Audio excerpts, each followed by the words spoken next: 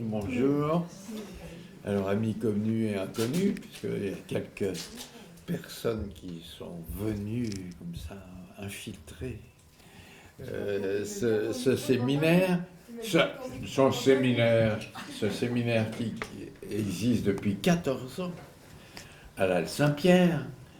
Et cette année, donc, le thème, c'est l'art inspire, l'art conspire, l'art anticipe. Qu'est-ce que c'est que ça? Bon, on est une école qui forme à l'art-thérapie. Attention, art-thérapie pratiquée par des artistes et qui n'est pas sur le modèle psychologique. Qui organise donc des interrogations sur l'art, sur la création, sur la genèse de l'œuvre, et aussi sur la possibilité que ce que l'on fait soit anticipatoire d'une autre façon d'être au monde, comment dans la forme, comment dans l'intention, comment dans l'acte, est-ce que l'on peut poser à notre petit niveau d'autres rapports à l'espace, au temps, aux autres et à soi. Donc on est un peu là-dedans et c'est tout naturellement, évidemment, que j'ai demandé à Kitsu de venir. Alors, d'abord il faut que je dise après qui elle intervient depuis le début de l'année. D'abord, il y a eu Eugénie Bacot, Cyril Abad et IA Midjourney, intelligence artificielle. Ça a été au mois de janvier, c'était des photographes expérimentaux qui travaillent avec l'intelligence artificielle en référence à un mythe païen d'Estonie, le métaphore du Krat, qui est une espèce de golem qui a été invoqué par le gouvernement estonien comme métaphore de l'arrivée de l'intelligence artificielle en Estonie. Ça, c'était en janvier. En février, ça a été Jeanne Le Guilherme, artiste, chercheur, praticien des points de vue, circassien. Non, il vient du monde du cirque, plus précisément, pour des agencements autres, pour un nouvel ordre poétique. Et ceux qui sont venus, je vous annonce ces prochaines représentations. Il y a le 13 et le 14 avril, non, il y a un peu loin, c'est Calais, je vois à l'Opéra de Massy une expérience culinaire, incantation, et du 23 au 28 avril à l'Azimut Espace Cirque d'Antonis, des laboratoires en piste. Bon, si vous l'avez vu, ça peut vraiment être très intéressant. Il faut le réserver parce que je pense que la plupart est déjà presque complet. Donc, Kitsu Dubois. Kitsu Dubois, alors c'est vrai que lorsqu'on voit soit en direct, soit c'est peut-être qu'on va en voir là ces vidéos, elle insiste au passage sur, parmi bien d'autres choses, non seulement sur la lutte, dit-elle parfois, ou parfois on peut dire la négociation avec notre contrainte à tous et toutes qui sommes bien terrestres et peut-être mal terrestres, tellement cette contrainte nous pèse, qui est la gravité. Mais elle insiste au passage sur le regard. Hein, tu en parles au passage. Et le regard, c'est tout à fait intéressant. Quand on voit certaines de ces œuvres qui ont été filmées, ou certaines qu'on peut voir, en particulier avec Pauline Barbou, il y a des échanges de regards entre ces danseurs. Et moi, ce qui m'a marqué, ce qui m'a surpris, c'est que ce n'est pas un échange de regards comme on le fait là, c'est un échange de regards intérieur. C'est comme si il fallait se brancher sur son intériorité pour ensuite échanger avec l'autre. Nous qui sommes pour certains d'entre nous, dans l'accompagnement par l'art, peut-être est-ce qu'il y a quelque chose, si on veut vraiment faire des analogies, qui est le regard sur son intériorité, le regard de l'autre sur son intériorité, et attention, ce qui est assez curieux pour nous, c'est le regard sur son intériorité qui passe par une certaine extériorité qui est l'œuvre que l'autre construit. Mais notre travail du côté de l'accompagnement, c'est peut-être le regard, d'abord, avoir travaillé dans son coin, mais par ailleurs, le regard sur sa propre intériorité, et pas seulement qu'est-ce qu'on en fait, mais aussi être habitué à le regard avec sa propre intériorité. Et je dirais, ce qui est intéressant, et peut-être que tu vas en parler aussi, le regard sur son intériorité d'autres façons d'être que d'habitude. Le regard sur le fait qu'on n'est pas qu'un seul, mais qu'il y a des autres que l'on expérimente, que l'on connaît, des autres de soi. C'est pas seulement l'autre là-bas, c'est des autres de soi. Hein, ce qu'on apprend dans notre école INECAT, entre autres. Et il me semble que là, je tire un peu à nos interrogations, qu'est-ce que tu veux expérimenter d'autres façons d'être, expérimenter le regard très... Alors, ce qui est intéressant, c'est que à la fois tu parles de maîtrise, à la fois de délicatesse et à la fois de fragilité. Donc, le regard sur ces fragilités, oui, et c'est aussi là-dessus que l'on peut s'ouvrir à la fragilité de l'autre.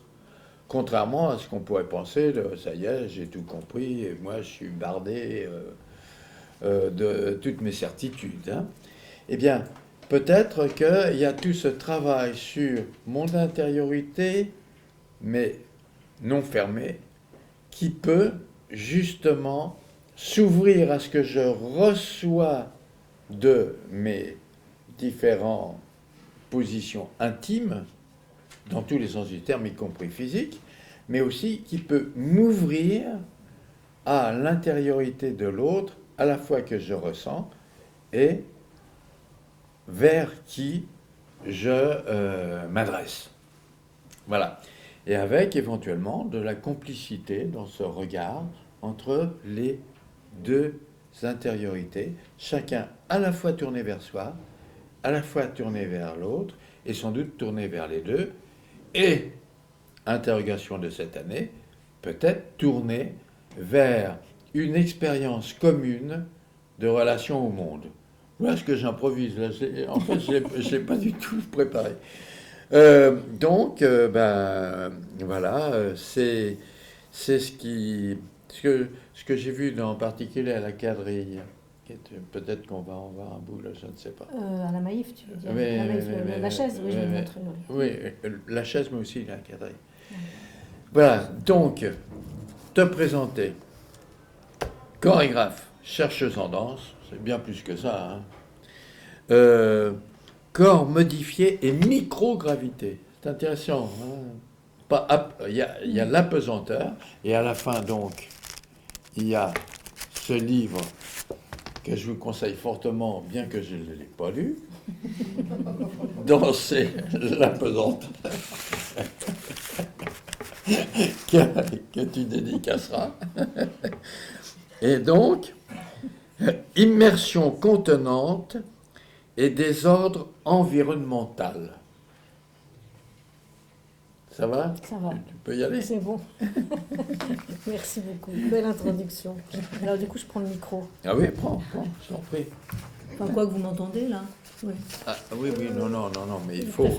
Ah non, et puis il faut... Même, et puis c'est aussi pour la postérité. Hein. Donc, c'est bon là? Oui. Donc, comme Jean-Pierre l'a bien dit, je suis chorégraphe, chercheuse en danse, et en fait, je revisite les gestes fondamentaux de la danse à partir de l'expérience de la microgravité ou de la pesanteur. On dit microgravité parce que c'est pas du 0G parfait, c'est du 0,003 ou je sais pas quoi. Donc c'est un terme scientifique plus juste. Et effectivement, c'est à partir d'une expérience concrète, c'est-à-dire que j'ai participé à une vingtaine de vols paraboliques avec la recherche française, la recherche spatiale française, avec l'Agence spatiale européenne et puis aussi en Russie. Donc ces expériences en vol, ces expériences d'absence de gravité, enfin dès la première expérience, d'abord, ça m'a bouleversée et ça a complètement changé mon travail. Donc voilà, je vais démarrer de là. Moi étant une danseuse qui était qui suis toujours, mais qui a fait que la question du corps, la question de la perception du corps dans un environnement était toujours vraiment mon moteur de recherche, de création.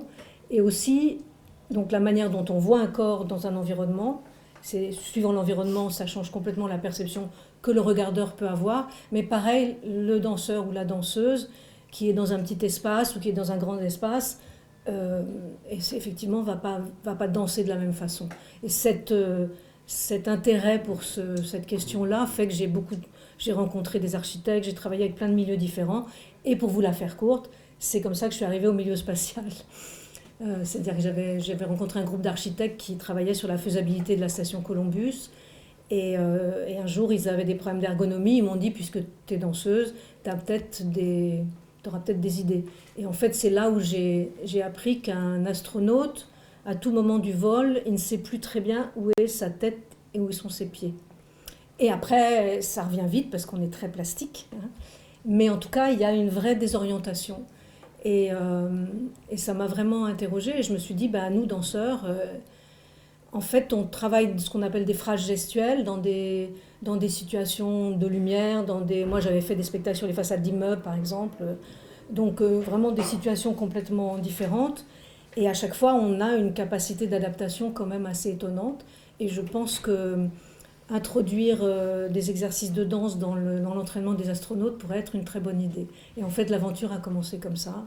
J'ai eu la Villa Médicis sur les murs, je suis allée à la NASA. C'était il y a très longtemps. Et donc, je n'ai pas été vraiment reçue avec un tapis rouge à la NASA, française, danseuse et femme. J'étais pas noire, mais voilà, c'était compliqué. Mais par contre, ceux qui m'ont vraiment ouvert les portes sont les scientifiques. Et en fait, donc j'ai participé à pas mal d'expérimentations sur des questions d'équilibre, déséquilibre, etc. Puis voilà, l'aventure a commencé comme ça. Et en fait, pour vous dire juste rapidement, donc la réelle transformation, ça a été cette première expérience du vol, où en fait, pour être très rapide, d'un seul coup, on a perdu le repère fondamental qui est la gravité, on n'a plus de repère, et je dirais même qu'on n'a plus de corps, on n'est que des yeux. Donc d'un seul coup, on est l'espace en fait. Donc ça peut être anxiogène ou ça peut être un peu jouissif, ça dépend des gens.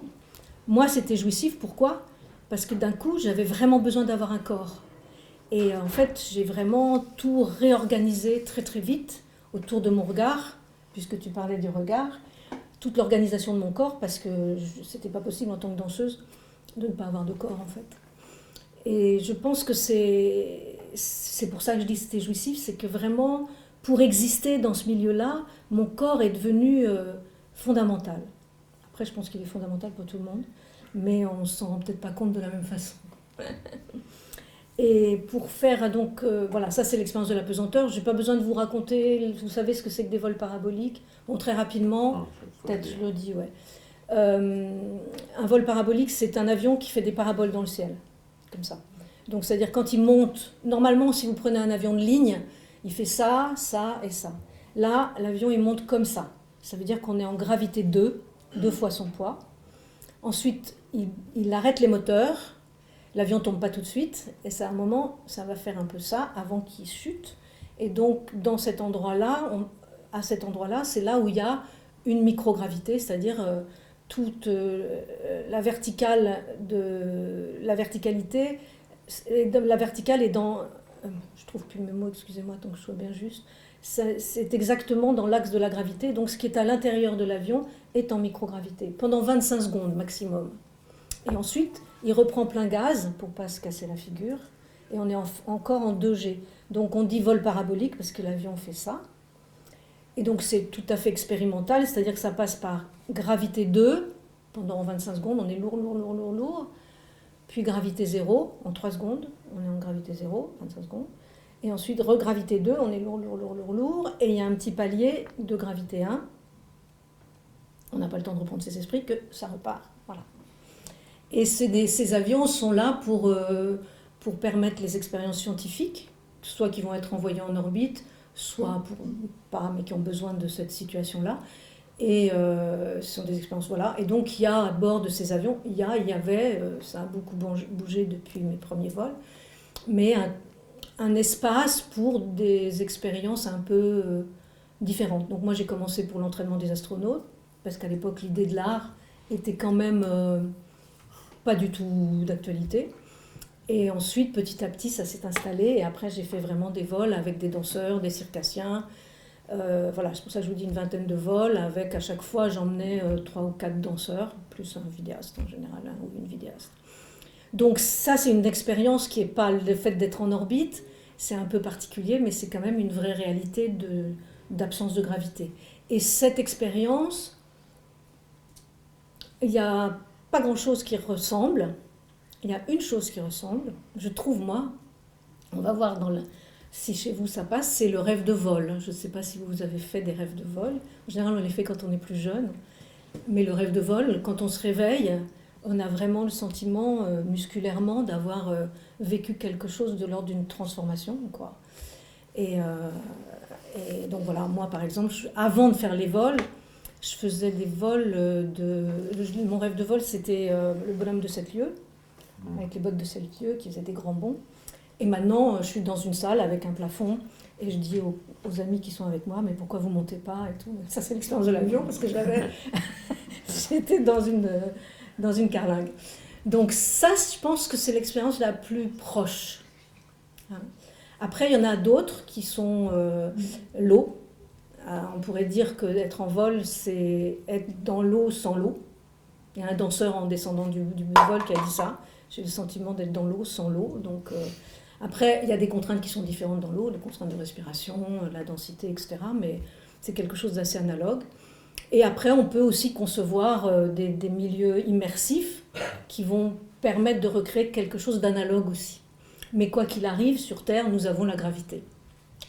Par contre, si on parle plus de métaphore, si je peux dire, on peut dire que le corps du danseur en microgravité, c'est une vraie métaphore du corps contemporain. On est immergé dans des réseaux d'information, qui sont un peu comme des terminaisons sensibles de notre corps. On a un peu l'impression, c'est plus l'outil, mais c'est vraiment ces communications en réseau qui fait qu'on est un peu comme suspendu. On est comme traversé par ces réseaux et on est comme suspendu avec un peu ce sentiment d'être dans un univers liquide, fluide. Peut-être vous n'y avez pas pensé, mais on est un peu tout le temps dans cette situation-là. Et je pense que le corps du danseur en microgravité, c'est vraiment un peu une métaphore de ce qu'on vit en ce moment, même si on a toujours le sentiment du poids et du fait qu'on pèse lourd. Donc, dans cette situation-là actuelle, on pourrait dire que nos appuis ils deviennent aussi assez virtuels. C'est-à-dire que ça nous échappe. Et ce qui est le cas de la pesanteur où d'un seul coup on n'a plus d'appui, puisqu'on n'a pas la gravité, on a le sentiment de ne plus avoir d'appui du tout. Donc voilà, donc ça c'est un peu la métaphore. Je vais voir le moment où je vais vous présenter. Oui. Je vais vous décrire un petit peu, je vais commencer par décrire un petit peu, et puis après je vous montrerai des images. Donc je vous disais tout à l'heure que quand on est en apesanteur, on est des yeux, on est l'espace. Voilà, donc ça peut être bien ou pas bien, ça dépend des gens. On n'a plus de corps. Donc en fait, l'envie, c'est de recréer un corps. Parce que si on veut avoir une relation d'échange avec le milieu, tout simplement, je ne parle même pas de l'autre, il faut qu'il y ait un dedans et un dehors. Sinon, s'il n'y a que du dehors, il n'y a pas d'échange. Donc cette nécessité d'avoir un corps, pour moi, était, ce que je vous disais tout à l'heure, très jouissif, parce qu'il me fallait un corps pour pouvoir comprendre là où j'étais. Et donc, c'est très cohérent par rapport à mon métier de chorégraphe. Et donc, ce corps, ça veut dire aussi les limites, savoir qu'on a des limites du corps. Par exemple, que sur Terre, j'ai mes mains derrière moi, elles sont lourdes, je sais où elles sont parce qu'elles pèsent. En apesanteur, j'ai les mains derrière, elles pourraient aller toucher le mur très loin et tout. Si je n'active pas des connexions internes pour avoir ces sensations des limites, j'ai pas de limites. Donc c'est cette nécessité d'un corps, mais cette nécessité d'un corps qui recrée toutes les connexions internes pour pouvoir avoir ce sentiment des limites. L'autre première sensation très forte, c'est aussi ce sentiment de dilatation. En fait, on se déplace toujours avec tous nos organes, et qui ont une place aussi parce qu'il y a la gravité qui tire. Donc quand d'un seul coup il n'y a plus de gravité, on a un peu l'impression que les organes se déplacent, parce que ça ne doit même pas être ça ou à peine, mais du coup il y a un sentiment un peu de dilatation, qui est quelque chose qu'il faut accepter, parce que ça c'est pareil, c'est troublant. Donc cette dilatation, alors je vous disais on est l'espace, mais c'est quelque chose entre, même si on a des limites, ça se dilate. Donc ça c'est très particulier. Et la troisième chose très forte aussi, ce que j'évoquais là tout à l'heure, la question des appuis. C'est-à-dire que d'un seul coup, comment on va trouver un appui alors qu'il n'y en a plus, quoi, la gravité n'est pas là. Alors évidemment, dans l'avion, il y a quand même possibilité, vous verrez les images, de mettre les pieds dans des straps pour recréer un peu de proprioception quand même. La proprioception, la captation de la gravité. Donc quand je mets mes pieds, ça va être en sens inverse, hein. C'est-à-dire les muscles fléchisseurs deviennent extenseurs, les extenseurs deviennent fléchisseurs. Donc je vais forcer un peu sur mes pieds pour pouvoir quand même créer un appui. Mais si je suis au milieu de l'habitacle pendant la période de gravité zéro, je n'ai pas d'appui. Or, je peux créer des appuis en interne. Et là, on revient à des notions de danse. C'est-à-dire, par exemple, je peux décider de m'appuyer sur mon épaule pour organiser mon corps en fonction de cet appui. Je vais créer des appuis en interne, des appuis entre guillemets virtuels, qui ne sont pas vraiment virtuels, mais qui sont très différents de ceux auxquels on est habitué sur Terre. Et la chose aussi très troublante, c'est que tout est mouvement, tout bouge. Et en fait, le problème, ce n'est pas de bouger, le problème, c'est d'arrêter le mouvement. Ce qui est absolument l'inverse de sur Terre. Où on est tout le temps, sur Terre, on est toujours sur des notions de rupture. Et là, c'est vraiment la continuité, la fluidité. Donc c'est effectivement une autre perception, c'est une bascule de perception aussi.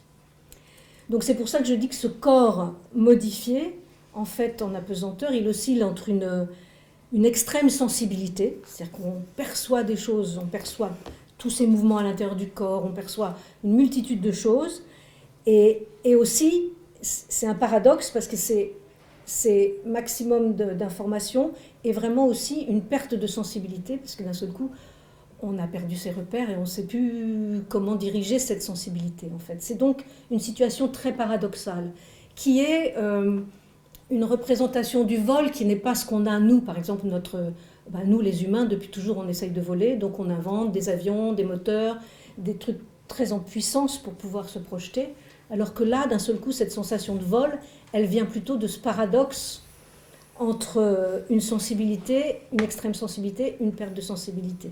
Et ça change énormément de choses, et c'est un paradoxe entre le vide et le plein, c'est un paradoxe entre l'absence et la présence, c'est un paradoxe entre la perte et l'ancrage, le plaisir et la peur, enfin c'est la rapidité et la lenteur, ce ne sont que des paradoxes. Et en fait, c'est complexe parce que c'est ça que je dois transmettre sur Terre, à travers ma danse, après, dans tout le travail qui va. Donc je vous propose là de regarder un peu de vidéos, ça va vous faire du bien. Donc c'est le premier vol. Okay. Donc là, c'est le vol en Russie, hein, c'est l'Ilyushin.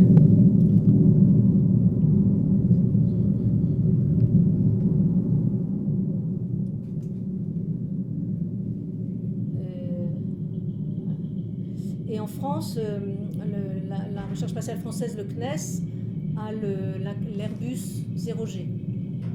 Là à droite, vous avez l'Airbus et à gauche l'Ilyushin.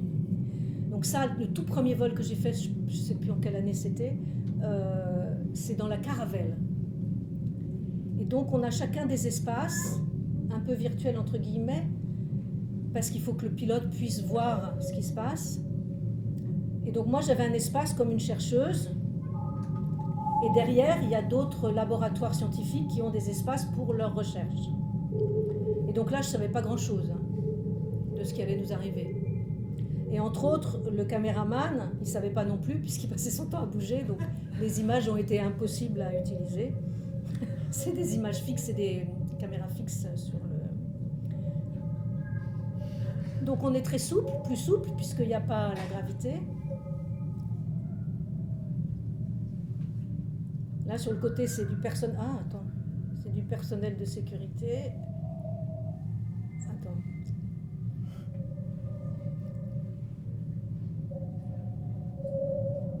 Alors là, c'est le 2G. Et le 0G, j'ai rien à faire.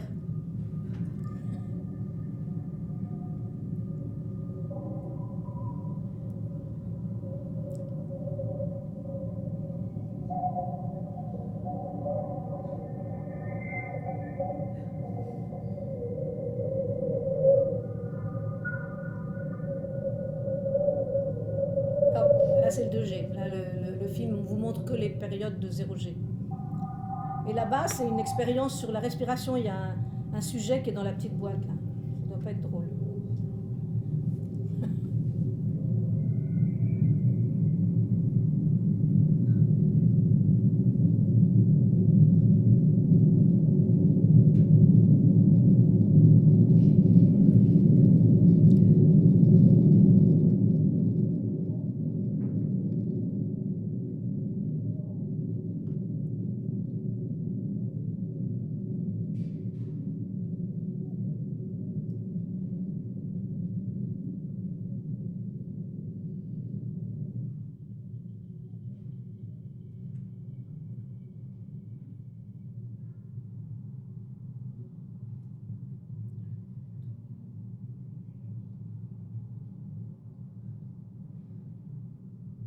Alors le 2G, c'est pas terrible, mais sur 25 secondes, c'est beaucoup. On est vraiment collé. Là, c'est Jean-Luc Chrétien. Ah oui. Tu peux le dire. Là, c'est Jean-Luc Chrétien qui était notre premier astronaute français. Parce que le pilotage de cet avion demande deux pilotes. Un pour le manche X, un pour le manche Y, de façon à arriver à faire des paraboles à peu près stables. Et donc, comme il savait qu'il y avait une danseuse dans le truc, il est venu voir. Ah, et ça, c'est l'Ilyushin. Alors, il est très haut, vous voyez, il fait 3,50 m de haut. Donc, c'est moi la seule qui ait déjà un peu une expérience en vol. Il y a 2 circassiens et une danseuse. Et tout est prévu seconde par seconde. Donc, j'avais prévu qu'il y ait tout le temps 2 danseurs qui aient les pieds dans les straps pour pouvoir récupérer au moment où le pilote annonce 2G qu'il n'y ait pas une perte d'orientation et que les danseurs montent au plafond au lieu de descendre. Ce qui fait que ça peut faire une chute violente. Donc là, par exemple, c'est la verticalité qu'on essaye d'avoir. C'est très compliqué. On pourrait dire en apesanteur que la verticalité, ça devient une notion très abstraite. C'est plutôt la connexion entre la tête et les pieds, en interne. Après, alors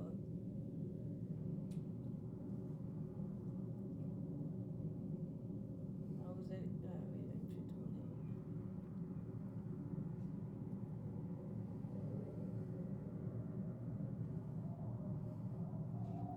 Alors là, le plaisir de pouvoir faire tourner... quelqu'un de 1,90 m.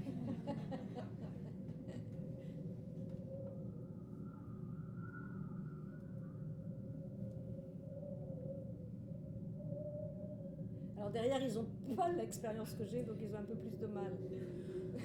Le premier vol, c'est quand même très troublant.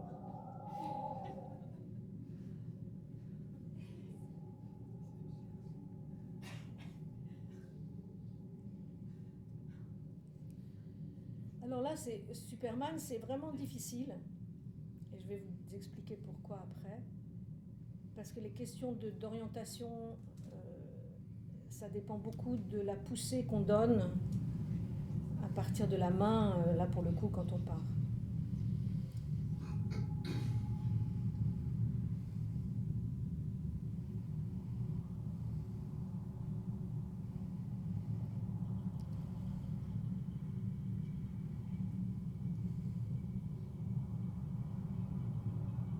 Je vais faire une pause là. Hop. Donc, comme je vous disais, les notions de base auxquelles on est habitué sont très différentes. Par exemple, la verticalité en apesanteur, ça devient une notion très abstraite, comme je vous disais tout à l'heure. C'est défini par la capacité à sentir sa connexion entre la tête et les pieds et la tête. La chute, elle n'existe pas. Et en fait, elle est vécue comme une sensation de vide, parce qu'il n'y a pas la gravité et qu'on est tellement habitué à ne pas tomber. Notre cerveau, il est organisé pour ça. Donc, d'un coup, de ne plus tomber, ça change absolument tout. Ça, on peut le vivre dans l'eau. On peut vivre quelque chose un peu de similaire dans l'eau, mais c'est... Voilà, je vous disais, le plein et le vide, et là, la sensation du vide, ce n'est pas du vide, hein, mais c'est du coup, on ne tombe plus. Les appuis, comme je vous le disais, ils deviennent virtuels. Donc on va plutôt localiser des espaces dans le corps à partir duquel on prend un appui, et à partir de cet appui, on va organiser toute la circulation à l'intérieur du corps, du mouvement à l'intérieur, avant de projeter à l'extérieur. Les directions. L'espace, il devient expansif. Il n'y a plus de haut et de bas. On peut bouger dans toutes les directions. Et d'un coup, ça grandit l'espace. C'est dur à définir cette sensation, mais c'est une réalité. Je ne crois pas que j'ai d'image là, mais pour un des spectacles, on avait emmené une chaise, la fameuse chaise, que vous verrez après, dans l'avion. Et voilà, une chaise avec un dossier, un truc pour s'asseoir et un petit trou entre les deux. Et ça nous semblait un espace immense. On tournait autour parce que cette notion d'organisation du corps dans l'espace, comme on peut aller dans toutes les directions, ben, il est expansif, quoi. Donc c'est très troublant. Il y a une notion qui est extrêmement intéressante, c'est l'inertie. Bon, l'inertie sur Terre, elle a quand même mauvaise réputation, hein, c'est un peu genre personne ne bouge. Or, l'inertie, c'est une qualité dynamique. L'inertie, c'est la quantité de mouvement contenue dans un corps. Et donc là, on découvre la quantité de mouvement contenue dans notre corps. On n'est pas toujours en train de lutter contre cette gravité qui camoufle en fait ça, quoi. Et donc ça, c'est très troublant et assez déstabilisant. La fameuse fluidité du mouvement dont je vous parlais, qui est en fait un état. C'est-à-dire que comme ça tout bouge, la fluidité du mouvement, la continuité du mouvement, ça devient un état de corps. Et nous, la notion d'état de corps sur Terre, on la vit comme quelque chose d'immobile, entre guillemets, hein, parce que voilà, ça n'existe pas tellement l'immobilité. La perception des distances, alors ça c'est quelque chose d'extrêmement intéressant aussi, parce que comme je vous disais tout à l'heure, il n'y a pas d'échange entre le dedans et le dehors si on n'a pas les limites du corps. Donc du coup, le corps devient l'unité de mesure de l'espace dans lequel on est. C'est à partir de son corps qu'on va réaliser la perception des distances. Ce qui est aussi vrai sur Terre, mais on ne vit pas comme ça. Pour le coup, tu parlais du regard tout à l'heure. Sur Terre, on voit et on sait qu'on voit. Là, c'est un peu plus compliqué. Et donc, ce qui est passionnant justement pour une danseuse, c'est que le corps devient vraiment l'unité de mesure, quoi. Il y a la notion de point d'équilibre aussi. Alors, comme il n'y a pas de chute, c'est pas comme sur Terre. Il n'y a pas de notion de déséquilibre puisqu'on ne tombe pas. Mais c'est plutôt, je dirais, un point critique qui détermine le passage d'un état de corps à un autre. Donc voilà, ça vous pouvez réfléchir. Pour moi, ça dit beaucoup de choses.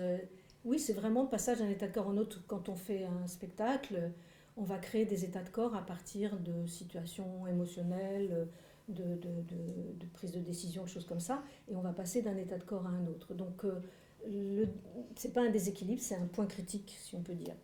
Et alors l'élément très fort aussi, c'est le toucher. Pour rester près d'un corps ou près d'un mur ou près d'un objet, il faut s'accrocher. Si je touche Jean-Pierre, je suis repoussée. Donc il va falloir que je m'accroche à lui. Donc c'est plus du tout la même relation aux autres. Et vous l'avez un peu vu, c'est pour ça que c'est bien de s'arrêter là-dessus, si je prends la main de mon partenaire, là entre autres Jörg, en fait, la perception que je vais avoir de mon partenaire, c'est la perception de toute la circulation de ses mouvements à l'intérieur de son corps. Et lui va percevoir aussi ma circulation. Donc l'échange va plutôt être un échange de flux. Bon, je cherche les mots, parce qu'il faut trouver les mots pour décrire ça. Plutôt que justement une confrontation. Parce que souvent on pense, je te prends la main, donc je t'ai touché. Bon, effectivement, c'est un peu rapide de dire ça, mais c'est très fort dans l'idée de la relation, cette question du toucher. Donc vous voyez, c'est vraiment un peu une sensation de... C'est un peu comme si on avait une vision positive, négative de nos perceptions du monde qui nous entoure sur Terre. Et vous pouvez imaginer comment, quand on a comme moi la chance d'avoir fait beaucoup de vols, c'est-à-dire... parce que le premier vol, étant donné qu'on est vraiment dans un autre espace-temps,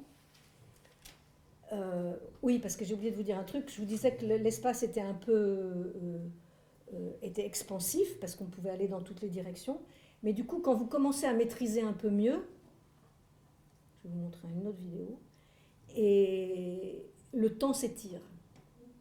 On parle beaucoup en ce moment de temps perçu, temps, voilà. Et on sait bien ça. Mais du coup, on le prend en pleine figure, là. On est vraiment dans un espace-temps différent. Et quand on descend, quand c'est son premier vol, quand on descend de l'avion, en fait, on n'arrive pas à se souvenir de ce qu'on a vécu. Parce que c'est trop de conflits espace-temps, et c'est très compliqué. On est descendu, puis, oh, mon Dieu, qu'est-ce qu'on a fait? Puis tout ça va vite, et à la fois c'est long, et en fait, ça, c'est vraiment intéressant, les images, quand nous, on se revoit en vol, d'un seul coup, on revit le moment. Donc ça, c'est très fort aussi, le rapport à l'image. Et c'est peut-être pour ça qu'elles vous plaisent. Enfin, je pense qu'elles sont assez fortes, ces images.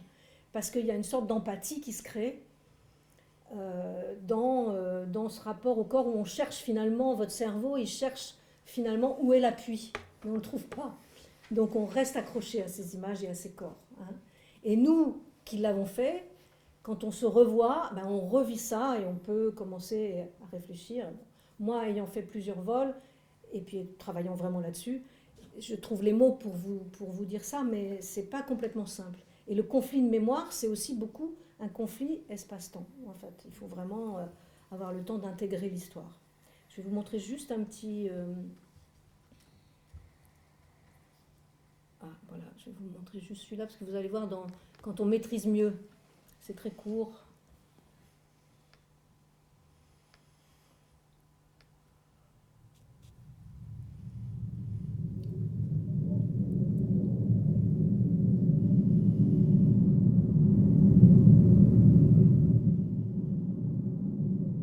Donc quand on parlait tout à l'heure, Jean-Pierre parlait de délicatesse, ça veut dire que quand Chloé touche la paroi, il faut qu'elle la touche avec énormément de délicatesse, parce que sinon, elle va partir dans notre corps, le mouvement central, c'est la spirale.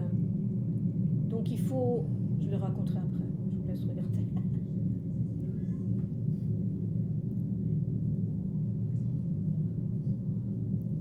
Pour arriver à avoir une direction, il faut vraiment être à l'écoute de tout ce qui se passe à l'intérieur. Tu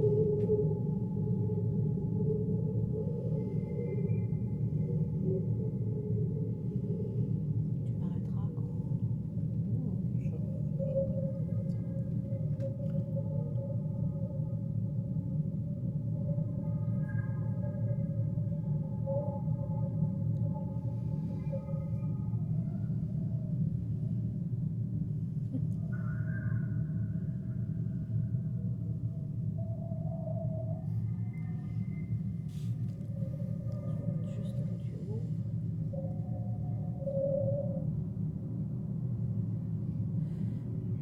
S'arrêter là. Donc voilà, vous voyez là déjà, il y a un peu plus de maîtrise. Les danseurs ont fait plusieurs vols. On peut arriver, voilà, tout est prévu avant, rien ne se passe comme prévu, mais a priori, tout est prévu avant. Donc voilà, donc la question, c'est après, une fois l'émotion, voilà, je me suis dit, bon, il n'y a rien de plus intéressant que ça, c'est beaucoup plus intéressant que notre milieu culturel sur Terre, que faire avec tout ça. Donc ça a pris du temps de gestation, de comprendre, de trouver par quel biais pouvoir travailler. C'est là où je me suis beaucoup appuyée sur la science, parce qu'à l'époque j'étais vraiment pionnière, hein, donc ça a des avantages et des inconvénients, c'est-à-dire comment trouver une méthode pour pouvoir travailler cette matière-là. Donc j'ai beaucoup travaillé avec des neurophysiologues, notamment le laboratoire de Alain Berthoz, et qui vraiment font beaucoup d'expériences aussi en apesanteur, et donc sur, justement, je vous disais tout à l'heure, les muscles fléchisseurs qui deviennent extenseurs, enfin, tout le rapport au corps en apesanteur qui est très différent. Et grâce à ça, j'ai pu petit à petit mettre en place une méthode, et entre autres, je me suis appuyée beaucoup sur la manière dont les scientifiques travaillent l'expérimentation, c'est-à-dire les scientifiques qui partent de l'expérimentation et puis ils abordent des solutions, ils essayent de les trouver, enfin, etc. Donc en fait, j'ai fait la même chose, c'est-à-dire je me suis dit, pour pouvoir travailler ça, pour pouvoir débloquer un imaginaire des possibles avec les danseurs et les circassiens avec lesquels je travaille, il faut que je les plonge dans l'eau, il faut que je les emmène en vol, il faut qu'on fasse l'expérience, et après on reprend cette expérience sur Terre et on travaille avec ce que cette expérience a débloqué dans l'imaginaire. Donc ça a changé dans mon travail personnel les pratiques de création, donc en partant d'expérimentation, en vol, dans l'eau, parce que dans le meilleur des cas, pour avoir un vol, c'est 4 ans de boulot quand même, avec la recherche spatiale française. Du coup, j'ai beaucoup travaillé dans l'eau, j'ai développé tout un travail dans l'eau. C'était pas prévu au début. J'ai aussi créé des milieux immersifs avec des capteurs sensoriels, comme par exemple mettre des capteurs sur les danseurs, qui créent des déplacements du son, dans le son spatialisé. Hein, donc ça ne veut pas dire que le danseur n'est pas un instrument, mais par exemple, il va y avoir les mouvements horizontaux, les mouvements verticaux, et puis aussi la puissance musculaire. Donc, admettons, s'il fait ça, il sait que, par exemple, le son, on va changer la direction du son dans l'espace. S'il fait ça, ça va faire une raréfaction du son, etc. Donc, l'idée, c'est que le danseur, on crée la pièce en même temps, son et danse, mais que le danseur produise un environnement sonore et écoute ce que cet environnement sonore lui renvoie pour reproduire autrement. Donc on est tout le temps dans un rapport d'échange, ce dont je vous parlais tout à l'heure, dans l'idée de créer à chaque fois un rapport d'échange un peu spécifique. Ensuite, donc ça a changé aussi mon écriture chorégraphique, puisqu'il s'agissait d'être très lié plutôt à des états de corps, c'est-à-dire de prendre le corps en globalité et de travailler évidemment sur cette sensation d'abord, enfin sur cette écoute de la sensation interne du corps, très, très fortement pour le danseur, de façon à créer une empathie dans le corps du spectateur sur ces sensations internes. Donc voilà. Ensuite, l'espace scénique, comme je vous disais, très vite j'ai travaillé avec le cirque. C'est comme ça que je me suis mis à travailler avec le cirque, parce qu'en fait j'avais besoin d'utiliser le volume du plateau.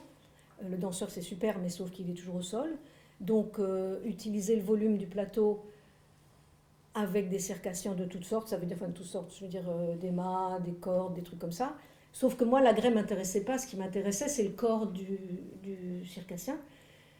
Donc en fait, j'ai développé tout un travail très novateur avec les circassiens, de façon à ce qu'on ne regarde que leur corps et qu'on ne pense pas à la grève, et qu'eux aussi oublient un peu leurs agrès, ce qui n'est pas évident. Donc voilà, et puis avec effectivement des notions d'immersion dans le son, dans l'image, pour vraiment recréer sur le plateau un espace contenant, immersif, qui fait qu'on est un peu dans cette situation comme en l'apesanteur. Et après, ça a changé aussi, ça a créé un glissement dans les formes artistiques que je pratique, c'est-à-dire du spectacle, de la danse au cirque, en passant par des installations vidéo, des in-situ, des films, parce que du coup, finalement, c'est extrêmement large. Quand on parle d'apesanteur, on peut toucher à plein de choses. Voilà, donc je ne vais peut-être pas insister sur l'eau. Je dirais que de travail dans l'eau, je vais vous montrer des petites images, c'est toujours plus... ouais. Alors, tac, tac. Dans l'eau, la nuit blanche, voilà. Alors vous allez voir, hop. Voilà, ça c'est une installation vidéo qui est à l'origine, il y a toujours un projet de spectacle et d'installation vidéo.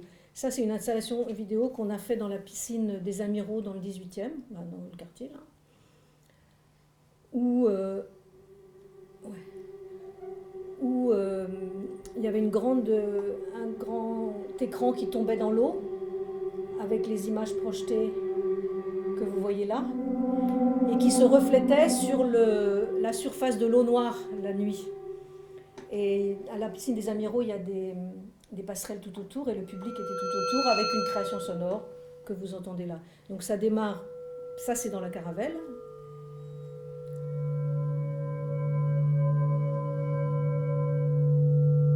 Et il y a une sorte de délicatesse dans le rapport des deux corps qui est quand même très touchante.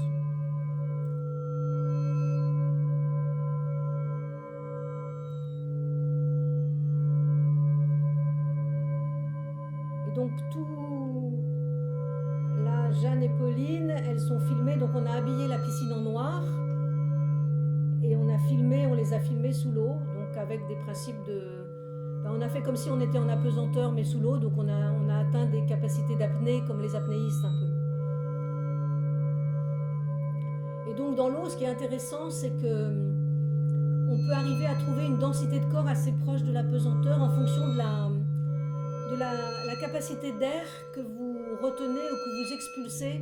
Là, elles n'ont pas de plomb, rien du tout. Mais en fonction de l'air qu'elles expulsent, elles vont couler. Un peu moins, elles vont être entre deux eaux. Et beaucoup, elles vont être en surface. Mais on arrive à quelque chose de l'ordre du temps dont je vous parlais. C'est-à-dire pour être très finement à l'écoute du mouvement et de leur rapport à deux, puisque là le thème c'était vraiment sur un duo de contact. Pour arriver à garder le contact sous l'eau, il faut organiser tout son corps pour garder un contact, même s'il est juste un glissement, parce qu'en fait il n'y a pas de poids, puisque l'eau est là. Donc ça crée un temps qui est un temps, je dirais pas ralenti, qui est le temps nécessaire à cette situation.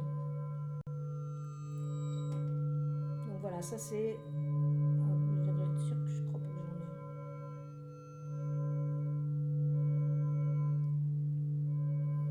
Je me rends pas compte. Jusqu'à quelle heure j'ai... Jusqu'à 4h30, 4h, 5h dans le quart, 4h. Non, mais ça, oui, je peux y aller. Ensuite, ensuite, revenu sur Terre, qu'est-ce que ça t'a apporté? Ton problème d'intériorisation, ton expérience d'art thérapeute, Ouais, etc. ça va. Ok. Voilà. Moi, je vais laisser ça. Donc, voilà, je vous ai ça. Donc, ça, c'est encore dans des milieux d'expérimentation. Donc, où tout est filmé, bien sûr. Mais maintenant, comment sur Terre, comment je vais pouvoir travailler ça? Donc là, vous voyez, on est dans quelque chose de... J'aime pas dire le mot lent, parce que quand je travaille, par exemple, avec les danseurs, et dès qu'ils essayent de ralentir leur mouvement, c'est faux.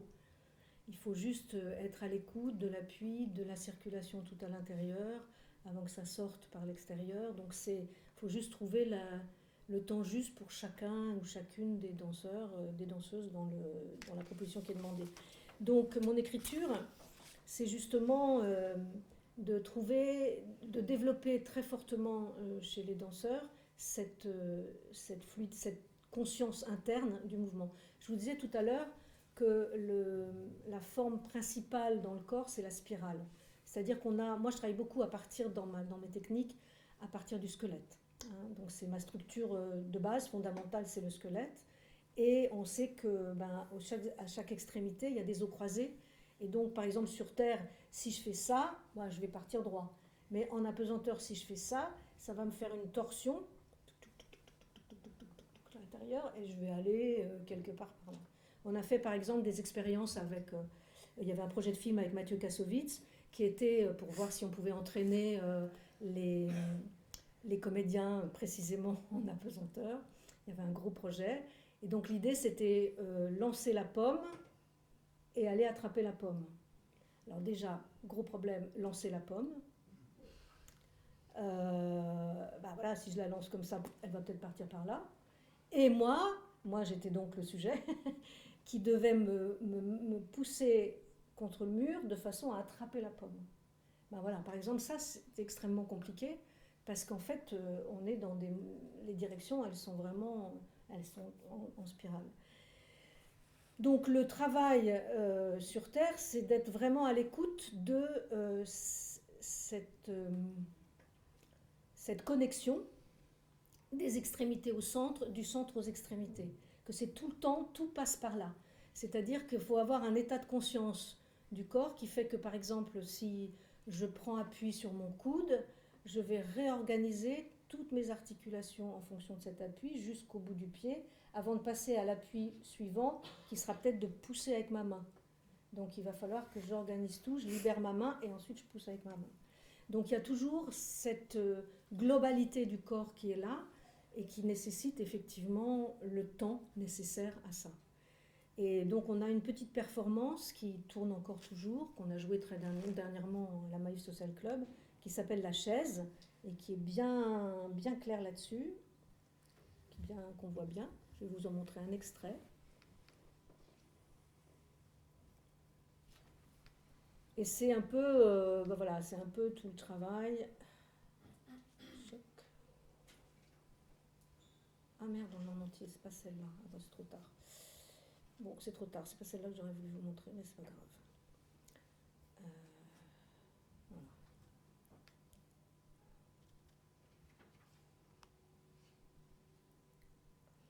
Donc c'est la chaise, elle est juste posée, hein, elle n'est pas accrochée, rien du tout, elle est juste posée.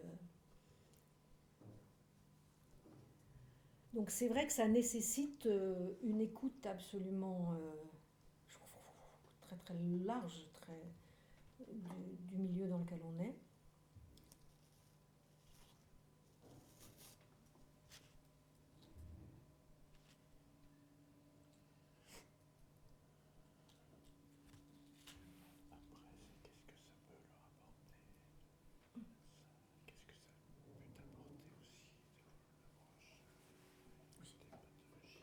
Ça va arriver.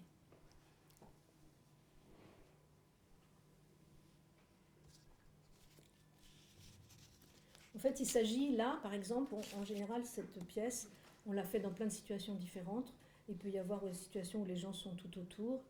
Et c'est vraiment d'embarquer le public dans un autre espace-temps aussi. Et que finalement, il soit accroché au corps de la danseuse. Là, c'est Laura de Nercy qui elle a expérimenté la chaise sous l'eau. Donc, on a amené la chaise dans l'eau, on l'a amenée en vol. Et ensuite, on a testé plein de choses. Et c'est on a fait tout un spectacle avec plein de trucs, plein de danseurs et circassiens différents. Et c'est elle qui a vraiment, qui se l'est vraiment appropriée. Et elle dit qu'elle a la chaise dans le corps. Ouais, je veux bien la croire. Mais alors, normalement, il y a un son, mais là, il n'est plus là. C'est pas grave.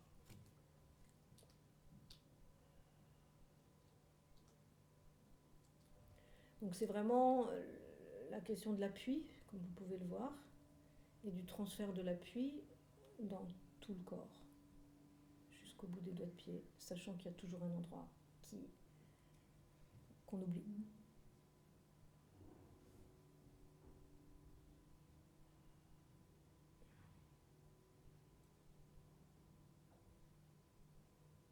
Et là, normalement, le son, c'est dommage quand même qu'on l'ait pas. C'est un algorithme, ça s'appelle... c'est un son qui monte tout le temps. C'est juste un son qui monte. Ça s'appelle je sais plus quoi, le Karman.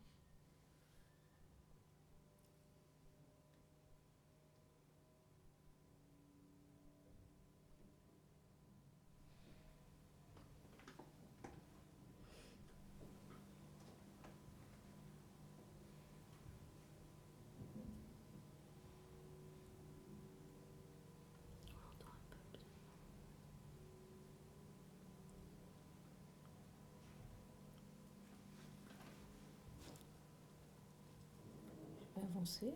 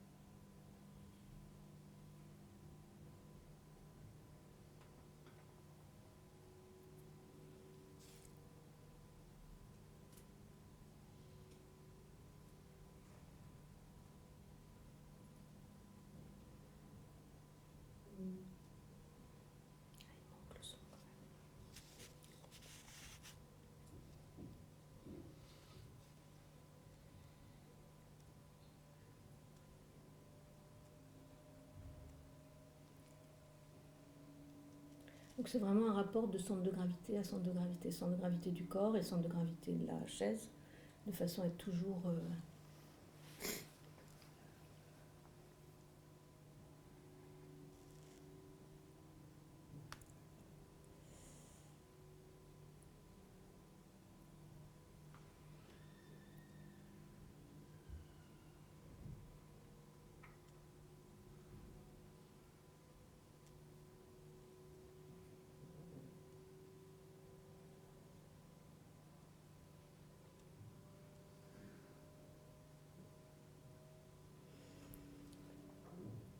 Ok.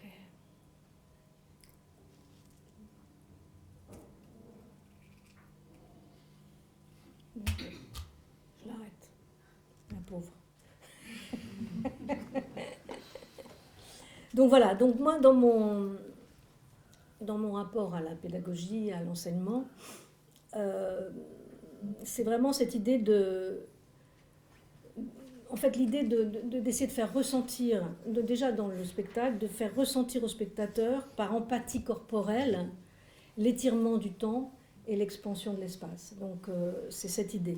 Dans l'idée que l'empathie, il ne s'agit pas de concevoir l'empathie comme une conscience des émotions d'autrui, mais plutôt comme une conscience de ses intentions. Et là, je pense que c'est pas moi qui dis ça, c'est Alain Berthoz. Et je pense que ça, c'est vraiment la clé de ce sur quoi je travaille. C'est-à-dire que l'empathie, c'est pas d'être avec l'autre. L'empathie, c'est, je dirais, voir sentir le corps de l'autre. Voir sentir son corps, donc voir de l'intérieur, sentir de l'intérieur son corps, et voir sentir l'intériorité du corps de l'autre. C'est-à-dire l'intériorité du corps de l'autre, ça veut dire sentir l'endroit où ça ne circule pas. Il y a des endroits qui manquent et d'un seul coup ça ne circule pas. Voilà. Sentir là où il n'y a pas d'appui. Sentir, voilà, et c'est vraiment cette question de l'empathie. Et pour moi, le fait de... C'est vraiment que du coup, la relation à l'autre, elle se joue plus sur un mode très concret que trop émotionnel. On n'est pas dans le pathos, on est vraiment dans ce rapport à la matière du corps, avec cette idée de... Alors l'autre idée aussi importante, que effectivement le corps est l'unité de mesure, mais il est l'unité de mesure de l'espace dans lequel on est, et il est complètement lié à l'espace dans lequel on est. C'est-à-dire qu'il faut créer l'espace contenant pour pouvoir permettre de libérer des émotions, créer des situations un peu en déséquilibre, entre guillemets, où l'équilibre peut être attrapé, sachant qu'on est toujours dans un déséquilibre entretenu, que l'équilibre n'existe pas. Et donc mes expériences en apesanteur m'ont fait connaître une sensation de pas de corps, une sensation de mouvement continu sans arrêt. Toutes ces sensations-là, je les connais profondément. Elles sont vraiment inscrites. Et ça me permet d'avoir un regard sur l'autre qui passe pas par la représentation du tout, mais qui passe vraiment par la sensation du corps de l'autre. Donc ça, c'est vraiment, je dirais, le point central. Et aussi cette idée, dans tout mon rapport aux danseurs, aux élèves, ou tout ça, c'est cette idée de prendre soin. C'est-à-dire, il s'agit de créer des situations de prise de risque, mais dans un milieu dans une situation contenante qui fait qu'on peut aller un peu plus loin dans son vécu interne, quoi. Donc ça, c'est vraiment important. Donc dans mon rapport aux gens empêchés, si on peut dire, à la maladie, c'est vraiment cette question-là. D'abord, il y a vraiment ce regard-là, donc c'est très fort. Ma propre expérience qui me permet vraiment d'aller à la rencontre des corps qui ont des perceptions différentes. Parce qu'en fait, on est tous, je ne sais pas si on dit, c'est pas ethnocentré, mais gravitocentré peut-être. C'est obligé. Au fond, quand on est en vol et qu'il n'y a plus de gravité, on est complètement autre. On est soi, mais on ne se vit plus du tout pareil parce que ça n'a plus rien à voir. Donc cette idée que, on est lié au milieu et que dans chaque milieu, on est un peu différent. Les expériences dans l'eau m'ont montré aussi qu'on n'est ni homme ni poisson, mais on est dans l'eau et il va se passer autre chose dans le rapport à l'autre, dans notre sensation, etc. Donc à chaque fois, on est un peu différent. Donc ça, c'est vraiment important. La notion de chute qui n'existe pas, donc essayer d'éviter dans la gestuelle. Le fait de ne plus tomber, c'est quand même quelque chose d'extrêmement libérateur. Donc ça peut être un peu flippant, comme je vous disais, parce qu'on peut avoir la sensation du vide. Une fois qu'on a dépassé un peu ça, ça permet de libérer toutes les articulations, parce qu'en fait, on est quand même tout le temps, le moindre plié, c'est une peur de la chute. Le cerveau, il marche pour qu'on évite de tomber. Donc le plié, et on le voit beaucoup chez les patients, le plié, c'est difficile. Ça devient quelque chose où tout se contracte, en fait. Donc, il faut essayer de faire comprendre il faut essayer de faire privilégier l'action de rebondir. De rebondir à l'intérieur comme de rebondir à l'extérieur. De faire en sorte que dans chaque mouvement, il y a l'action de donner et de recevoir. C'est-à-dire que ce soit un rapport au sol. Hein. Quand on est allongé par terre, on n'est pas juste des marshmallows complètement écrasés. On a un rapport de donner et recevoir. On donne son poids et on se repousse un peu. C'est vivant, c'est du vivant. Ça, c'est extrêmement important parce que ça permet de vivre la relation à la chute un peu différemment. Et dans le corps, par exemple, dans l'organisation du corps et par rapport au centre de gravité, il y a un moment où le plié devient dangereux parce qu'effectivement, le poids l'a emporté et on peut tomber. Donc, savoir comment on va jouer de ce rebond pour être juste avant et maîtriser le moment où on décide d'aller au sol. Donc ça, c'est vraiment important. L'autre question, c'est la question du toucher dont je parlais tout à l'heure, c'est-à-dire la bonne distance. C'est-à-dire que ce n'est pas parce que j'englobe quelqu'un que je vais le rassurer, etc. Non, c'est je suis touchée, je touche parce que je suis touchée par quelqu'un, et en fait, il faut créer cette sensation d'être touchée à distance, à bonne distance. Hein, et donc, dans ces cas-là, on n'est plus seul avec son propre corps, on est dans son propre corps, là où on est, présent, et on peut être touché par le corps de l'autre. Voilà, donc ça c'est vraiment... Je pense que c'est vraiment quelque chose de très concret que j'ai vécu en apesanteur, quoi, en fait, tout simplement. Et cette histoire, je vous racontais l'histoire du flux. On ne le fait pas comme ça, mais on le sait plus avec des danseurs, parce que la question du toucher avec des patients, c'est compliqué, mais encore faut-il pouvoir. Mais par exemple, je dis souvent dans les ateliers qu'on fait, ou même, parce que j'enseigne au DU de Paris 7,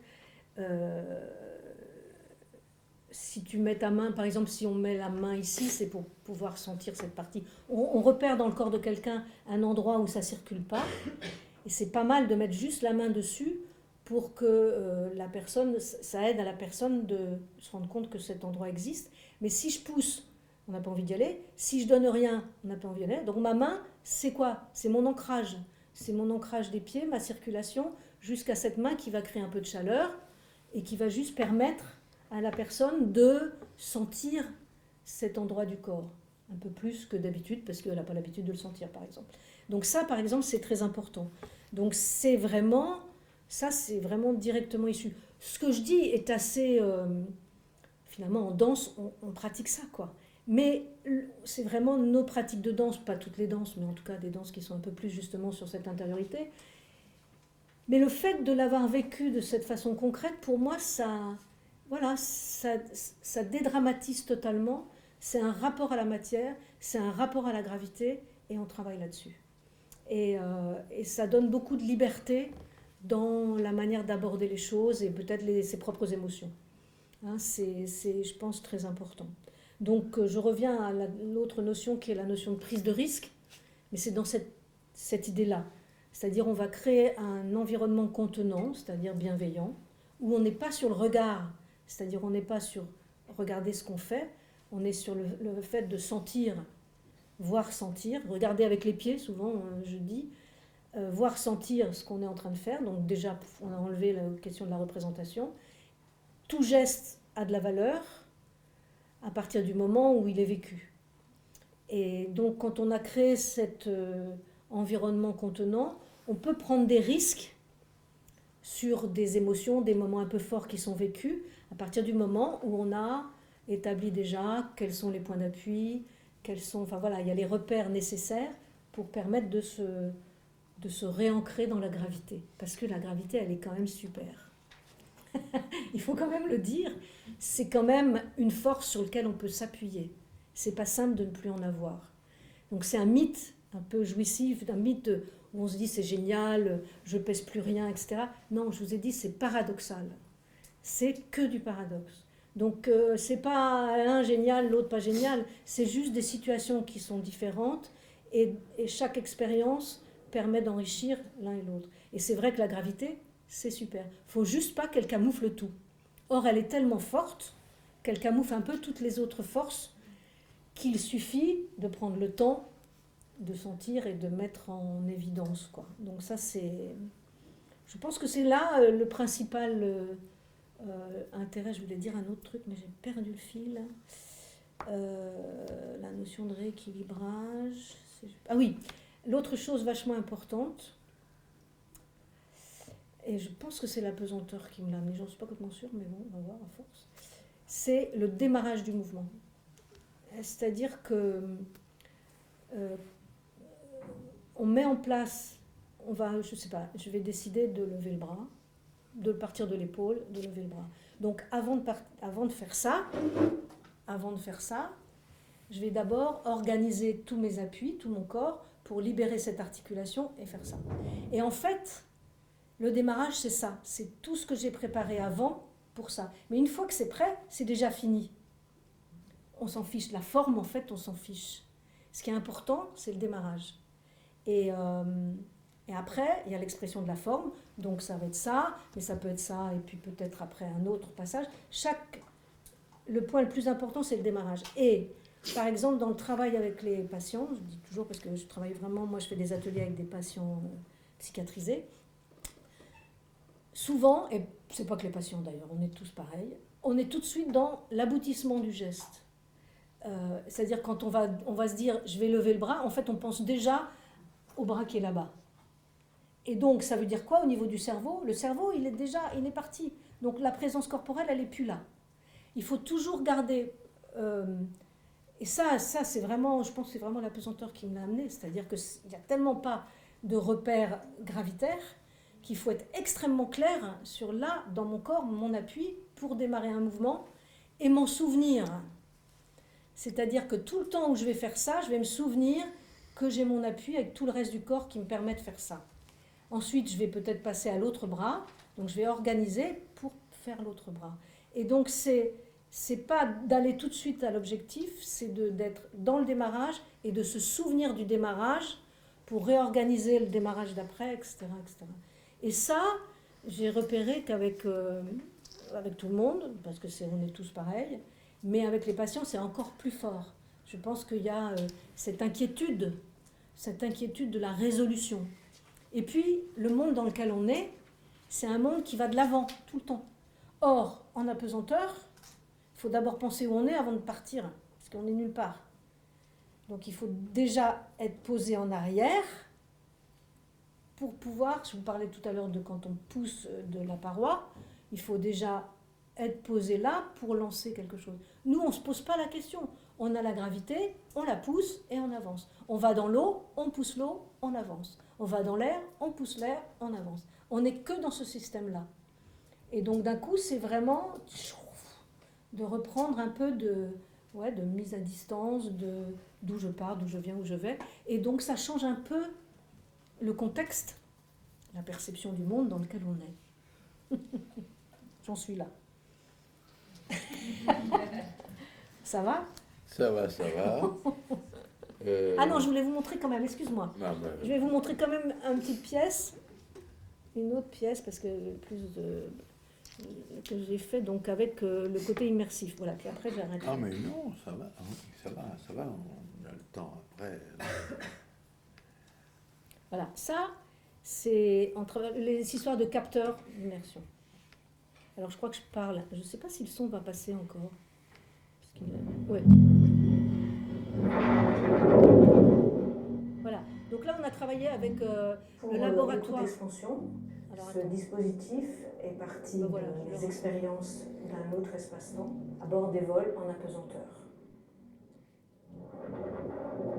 J'ai eu envie de mettre les deux acrobates danseurs, l'un qui est plus aérien, l'autre plus terrien, mais à l'intérieur d'un dispositif immersif qui convoque à la fois le son, la lumière, l'image.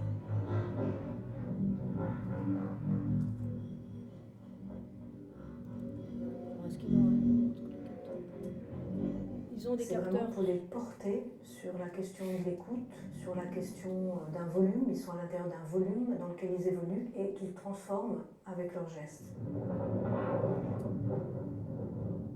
C'est aussi l'expérience d'une multitude d'informations qu'on ne perçoit pas sur Terre parce que la gravité les camoufle.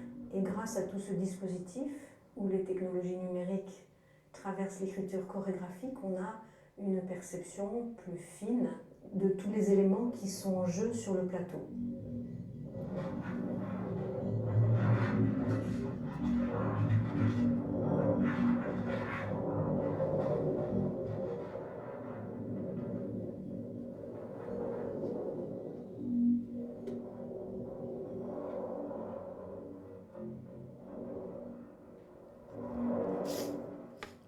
Et l'idée, c'est de pouvoir échanger ensemble sur cette question du regard et sur cette question de la perception.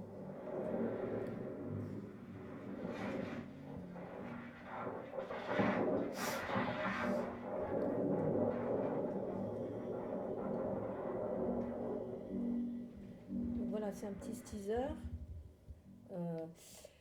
En fait, ils ont des capteurs sur la main et c'est donc eux qui font bouger le son et la lumière. Vous avez vu le plateau qui bascule. Donc ils ont une multitude d'informations et leur duo, c'est par rapport au son. S'ils s'écoutent l'un l'autre, ils se renvoient. Là, ils sont pas voilà, il y a un rapport au corps, au geste, mais il y a aussi un rapport au son et leur duo est essentiellement là-dessus. Donc là, c'est c'est l'exemple d'un espace immersif qui a été créé pour ça. Voilà, je vais finir là-dessus. Et je peux te poser la première question et elle est très embrouillée. Moi ? Non, moi. Ma question est embrouillée. Oh, d'accord. Mais ta réponse va être parfaitement claire.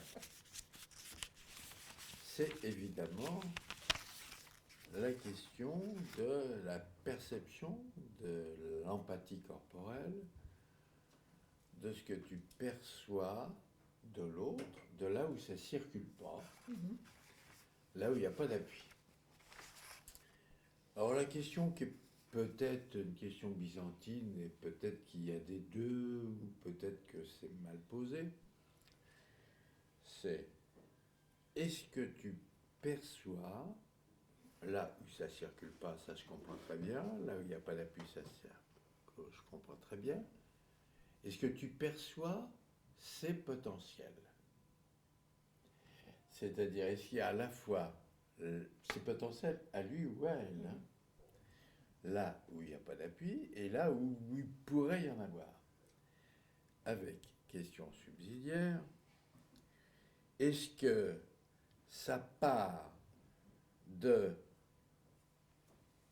mettre la main, si bien que là, tu perçois que là où il n'y a pas d'appui, ta main va lui servir d'appui, ou où,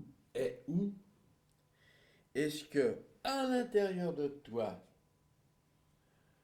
dans ta perception empathique, c'est pas de l'identification, c'est plutôt de l'empathie. Est-ce que tu perçois à l'intérieur de toi, là où tu vas puiser tes appuis, ce qui va éventuellement se transmettre à l'autre cherchant ses appuis?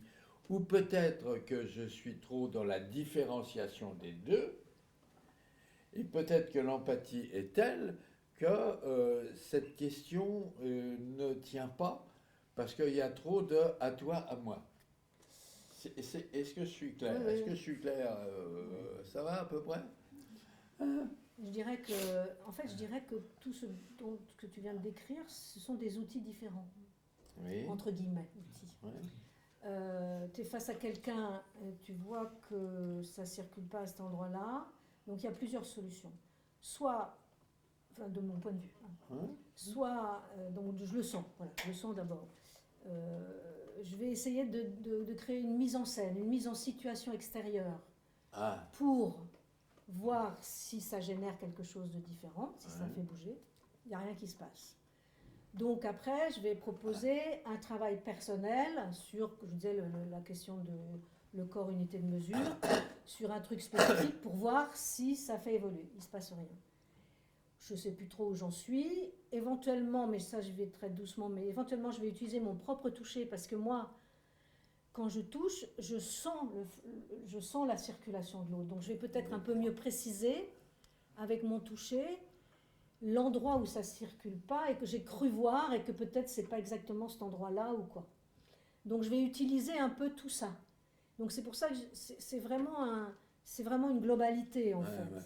Après ça marche ou ça marche pas, mais j'ai vraiment par exemple je démarre le cours, je démarre vraiment un échauffement tradit avec tout le monde qui est debout, toc toc toc. Et moi, par exemple cette sensation au démarrage, je suis debout face à tout le monde et j'ai le sentiment de voir des trucs qui se barrent dans tous les sens. Parce que les gens ne sont pas arrivés, en fait, ils ne sont pas posés. Moi, ça, c'est mes sensations. Donc, tant qu'on a l'échauffement, et cet échauffement, il me sert à sentir qu'à un moment, à peu près, presque, on dit que la majorité est posée. Et à ce moment-là, on peut commencer à travailler un peu plus. Voilà, tu vois. C'est tout le temps des perceptions comme ça. Et après, il faut juste créer des situations qui vont peut-être développer. C'est en tout cas pas moi qui vais les créer, enfin, moi qui vais les provoquer, mais il faut que ça se passe dans le corps et qu'à un moment, la personne, par exemple, qui découvre un endroit du corps où ça circule pas et d'un seul coup ça circule, c'est une énorme émotion. Et donc là, c'est vraiment l'idée du vide, l'impression que d'un seul coup, pouf, voilà, donc il faut vraiment y aller mollo, quoi. Voilà. Donc, Et est-ce que tu fais attention, puis après on passera aux questions de la salle, est-ce que tu fais attention à ce que a mis en place, enfin a mis en évidence Berthoz, puisque tu as travaillé avec Berthoz, c'est-à-dire que si je fais ça, et si je demande aux autres de faire ça, il y en a qui font ça, c'est-à-dire qu'ils seront comme moi, il y en a qui font ça parce qu'ils sont en miroir de moi. Alors moi, en général, en fait, voilà, en général, alors pareil, dans cette idée de globalité, je prends le studio comme un volume. Ah. Donc je vais éviter de parler de droite, de gauche et tout ça. Oui. Je vais parler de la fenêtre, du mur, de tout ça. Et les gens font ce qu'ils veulent. Oui, c'est pas grave. Tu ne perçois pas une empathie différente selon qu'il soit en miroir ou qu'il soit en identification à toi. Non. D'accord. En fait, au début, de toute façon, mon corps, ils sont en identification avec mon corps. Au début du cours, toute l'idée, c'est qu'au début, ça va s'identifier à mon corps, et petit à petit, toute l'idée, c'est que ce soit plus mon corps qui soit la référence. Mais il faut bien aider à un moment, quoi. Donc, c'est mon idée. Hein, mais... À vous, alors là, il se trouve que du fait des différents problèmes techniques, il n'y a pas de micro-baladeur. Donc, on vous demande de crier. Peut-être pas de crier, mais Pas de crier, mais de parler fort. parler fort. Ou parler pour être entendu, ce qui est tout un exercice. Tu dis, Sandrine, si tu vas l'entendre ou la personne se Est-ce que déplace. je parle assez fort? Ouais. C'est bon. Ça va. Je m'intéresse aux réactions physiologiques, en fait, dont tu n'as pas parlé. Donc, Tu répètes en apesanteur, ta question. la circulation ne peut fonctionner normalement, la respiration, etc., les contractions musculaires. Donc, toi et tes danseurs, danseuses, quelle a été la réaction quand on retombe dans une situation normale? Tu répètes la question. Par rapport, alors la question c'est physiologique par rapport à la sensation de la circulation, de l'effort musculaire, tu m'as dit, la respiration et tout. Comment les danseurs après se sentent Par exemple, est-ce que ça donne la nausée quand on est dans des situations... Alors oui. Enfin, la chance que j'ai eue avec les danseurs, c'est que pratiquement personne n'a eu la nausée. Par contre, il y en a qui ont eu la nausée en atterrissant, en arrivant. Trop d'émotions. Surtout, je me souviens d'un qui a eu trop d'émotions. Après, je pense qu'en tant que danseur ou circassien, on est quand même... Après, alors, il y a plusieurs choses. Parce qu'effectivement, ces vols paraboliques, on les appelle aussi les vomis de comète. Parce qu'effectivement, le fait de passer de 2G, 0G, 2G, 0G, ça brasse quand même beaucoup. Donc on nous propose aussi un médicament qu'on peut prendre, qu'on a toujours pris, que moi j'ai toujours pris, sauf en Russie, parce qu'il n'y en avait pas. Et moi j'ai toujours pris, parce que c'était tellement 4 ans de boulot pour avoir un vol que je n'ai pas voulu... voilà. Mais en Russie, on n'en avait pas, par exemple. Et comme tout est prévu, tout ce qu'on fait est prévu seconde par seconde. Donc l'attention quand même des danseurs était vraiment sur ce qu'ils avaient à faire. Et je pense que ça aide à tenir le coup pour ne pas être malade. Par contre, en arrivant sur Terre, après, il y a cette histoire de « mais qu'est-ce qui s'est passé? Au secours !» Et là, il y a physiologiquement, je pense qu'il y a quelque chose qui se passe, qui est de retour sur Terre. Donc il n'y a pas une réadaptation, parce qu'on n'a pas le temps d'être pas comme les astronautes, si tu veux. Mais il y a quelque chose qui se passe de l'ordre du désordre, quoi. Il y a un désordre. Alors, je ne sais pas dire plus en physiologie ce que ça veut dire, mais souvent c'est un peu troublant quand même. Mais vraiment malade, non. Je réponds à ta question suffisamment.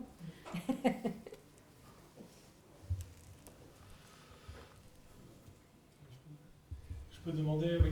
J'ai compris que vous avez une activité. Je parle assez fort. Vous avez une activité de chorégraphe pour faire des spectacles, et vous avez parlé de patients, et que faites-vous avec les patients? Alors je fais des ateliers avec des patients depuis 30 ou 35 ans à peu près, donc c'est un vrai engagement. Je fais des ateliers de danse. Pendant au moins une trentaine d'années, j'ai fait des ateliers régulièrement au conservatoire. Alors à chaque fois, je choisis un lieu de danse pour trouver mon identité et ma présence. Sinon, voilà. Et donc j'en ai fait pendant très longtemps donc, au conservatoire de danse de Bagnolet avec le secteur 12 de Vrigne-Évrard, et puis aussi au conservatoire de Cergy-Pontoise avec l'hôpital de Pontoise. Donc ça, c'était des ateliers une fois par semaine. Comme je suis chorégraphe de ma compagnie, j'ai pu le faire parce que c'était les lundis et que je me débrouillais pour qu'on n'ait pas de répétition, rien du tout. Parce que c'est compliqué de mener les deux, hein, c'est ça. Et donc au début, avant que j'ai fait les vols, j'avais commencé les ateliers avec les patients avant de faire les vols. Et j'étais extrêmement intéressée, c'est un peu le hasard aussi, de psychiatres rencontrés qui m'ont finalement demandé de faire quelque chose et tout. Et j'étais extrêmement intéressée sur cette question, j'étais déjà beaucoup sur cette question de l'intériorité, de ressentir la différence, de voir comment faire et de ne pas être bloquée sur la forme du mouvement, mais sur vraiment l'émergence du mouvement. Et quand j'ai commencé à faire mes expériences en apesanteur, en fait, c'était extrêmement cohérent, quoi. C'est-à-dire sentir quelqu'un, avoir devant soi quelqu'un qui n'a pas de corps, par exemple, ben, de quelque part, ça me parle. Hein, donc après, c'est toute l'idée de la restructuration, etc. Et tout. Donc j'ai pu continuer parce que je pense il y avait vraiment un engagement, mais en plus, il y avait quelque chose d'authentique sur le fait de mon travail de recherche et de création et les ateliers que j'ai fait, que je fais et que je fais toujours. Et là, actuellement, j'ai arrêté ces 2 ateliers et je fais depuis quand même un petit moment déjà. Donc à chaque fois, je vous disais, c'était avec un conservatoire. Et là, c'est avec la briqueterie, donc un centre de développement chorégraphique. Donc à chaque fois, c'est un peu ça l'enjeu. Hein. Et avec l'hôpital de Villejuif, où là, on fait des ateliers soignants-soignés. C'est-à-dire, il y a une équipe de... Enfin, c'est toute une histoire, ça fait au moins 7 ans. Donc j'ai commencé... la DRAC était venue me voir parce qu'ils voulaient faire quelque chose avec l'ARS. L'ARS, c'est quoi déjà voilà. Et la DRAC, c'est la direction culturelle.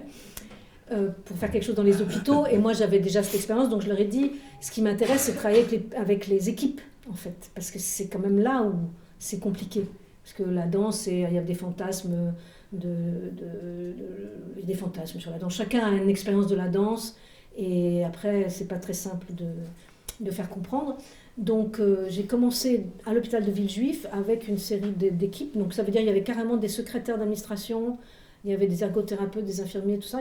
On a réussi à faire un atelier pendant presque une année, toutes les semaines, je crois, je ne sais plus trop. Et donc, il s'est créé, ça c'est vachement intéressant, il s'est créé vraiment un petit milieu culturel, je dirais, autour de mon travail. Et puis après, on a fonctionné avec un hôpital de jour. Et puis petit à petit, maintenant, c'est tous les secteurs. Il y a plusieurs secteurs. En fait, j'essaye d'innover à chaque fois, aussi bien dans mon travail, bien sûr, mais aussi dans la forme. C'est-à-dire que le problème avec la manière de faire des ateliers thérapeutiques, c'est qu'il y a des grosses contraintes avec les hôpitaux et tout, c'est très compliqué. Donc, on avait l'appui de la DRAC, on l'a eu pendant 3 ans, donc ça c'était facile, parce qu'il y avait de l'argent, etc., on pouvait le faire. Et puis, à un moment, cet appui-là s'arrête.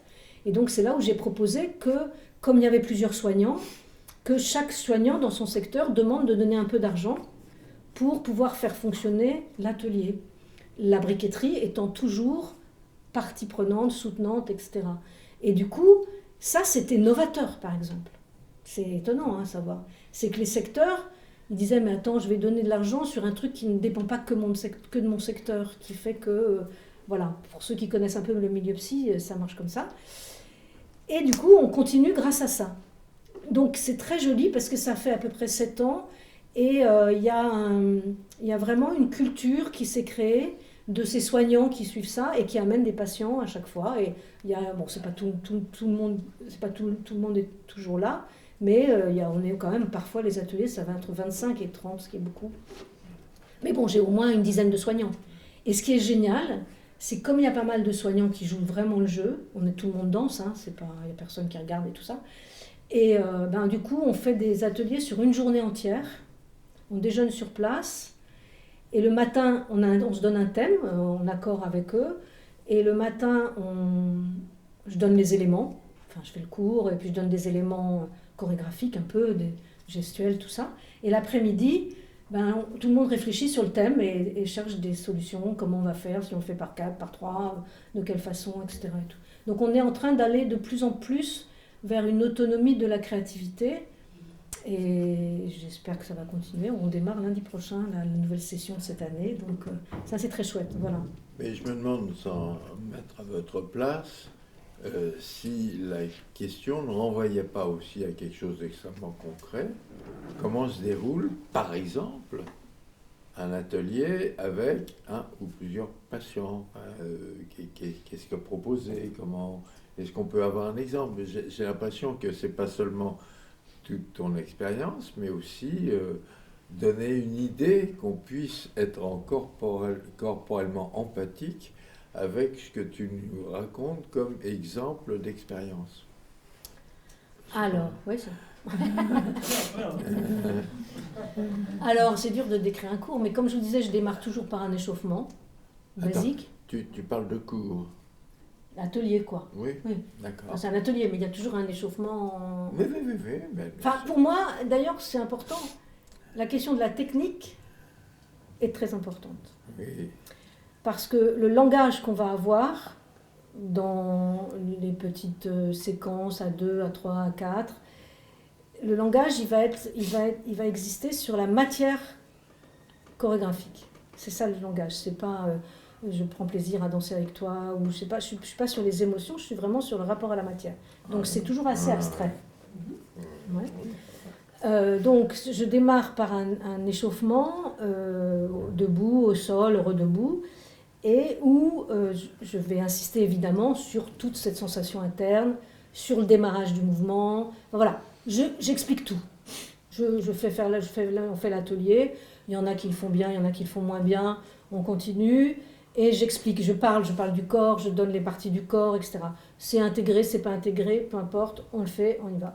Ensuite, on va faire un déplacement, parce que c'est du bonheur, avec la musique, donc simple, mais qui fait que ce déplacement, en fait, je compte pas. Ça va être juste sur le fait qu'il va y avoir à chaque fois des moments d'arrêt et des moments de redémarrage. Il faut que tout le monde redémarre en même temps. C'est-à-dire qu'on soit à l'écoute. Toujours, on va développer finalement l'écoute.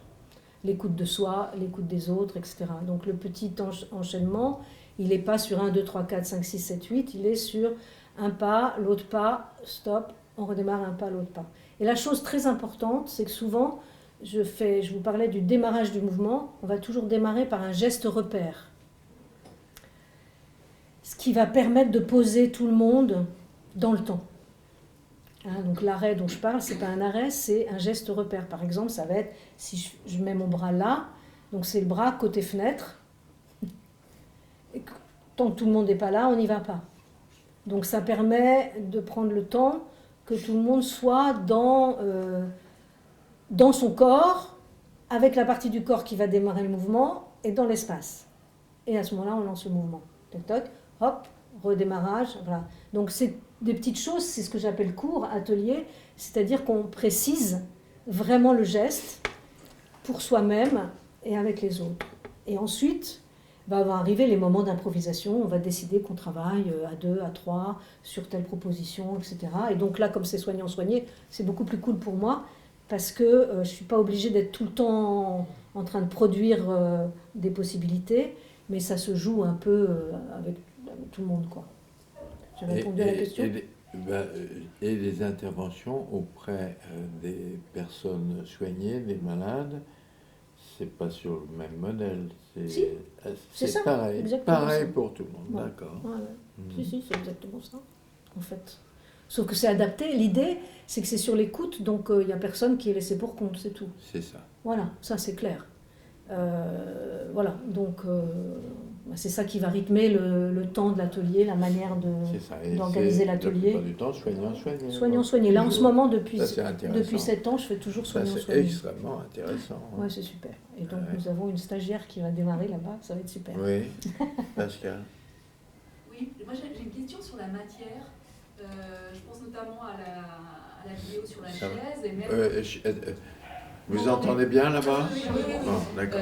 Donc, quand vous évoquez le corps, vous parlez de la matière du corps et vous parlez de toucher, de circulation d'informations. Est-ce que vous avez des expériences de travail avec des objets, avec des matières? Et qu'est-ce qui se passe en termes empathiques avec la matière? Alors, je suis pas très bonne là-dessus. Donc, à part la chaise... qui a été finalement plutôt un projet chorégraphique, c'est-à-dire la chaise, étant donné que tout le monde a une chaise, tout le monde s'assoit dessus, tout le monde la connaît, et d'un seul coup de la découvrir autrement. Les objets, alors on avait fait avec Alvaro, il y avait des objets, c'était Goury qui nous dit, c'était le premier, il y avait Alvaro dedans. Là on avait... Alvaro Morel, oui, qui est chorégraphe et art thérapeute. Et, hein? Il y avait les miroirs, voilà. Mais en fait, tu vois, ça c'était mon premier spectacle après mes premières expériences. Et que je revendique tout à fait, mais je pense que là, par exemple, j'étais pas encore prête, enfin, j'avais pas encore été assez loin sur la question de l'écriture chorégraphique. J'étais plus dans la représentation de ce que c'était le vol. Et avec un scénographe qui s'appelle Goury, il nous avait donc proposé des objets. Alors moi j'avais demandé des objets pour créer l'équilibre, le déséquilibre, puisque je parlais surtout de ce déséquilibre entretenu. Donc on avait entre autres cette petite boule et vous tourniez autour. Je me souviens, c'était un duo très, très, très compliqué parce qu'il risquait de se casser la figure tout le temps. Et il y avait un système de miroir. Il y avait un moment où, sans que le public le voie, on déployait un paravent dans le noir. et il y avait des miroirs à 45 degrés, et les danseurs évoluaient au sol, donc comme ce que je vous disais, c'est-à-dire ils bougeaient tellement bien qu'on ne voyait pas d'où ils prenaient l'appui, et le public ne voyait que ce qui était et le public pensait qu'ils volaient. Mais pour moi, par exemple, cette pièce, c'était plus de l'effet, même si on était quand même sur quelque chose de très sensible. Et j'étais pas encore au cœur de ce que l'expérience m'apportait dans la transformation de mon travail d'écriture. Et ensuite, après, je dirais que les principaux objets auxquels j'étais confrontée, c'est les agrès de cirque. Mais en fait, j'ai fait tout pour que dans les agrès de cirque, on ne sente pas les appuis, on ne sente pas l'endroit où ils s'accrochent.